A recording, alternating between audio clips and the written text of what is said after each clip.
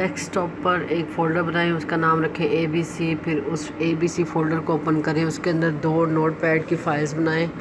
एक का नाम रख लें index.html और दूसरे का नाम रख लें style.css। उसके बाद index.html को राइट क्लिक करें और ओपन विद नोटपैड करें, उसके अंदर HTML के कोड्स लिख लें। फिर दूसरी फ़ाइल जो styles.css है उसको ओपन करके उसके अंदर CSS के कोड्स लिख लें।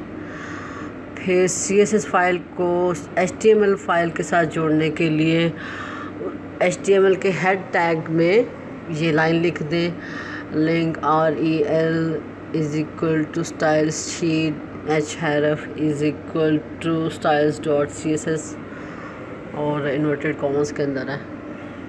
ओके, ये काम आप कर लें। और वीडियो के अंदर HTML कोड्स भी दिए हुए हैं और CSS के कोड्स भी दिए हुए हैं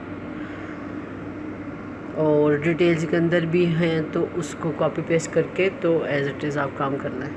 शुक्रिया।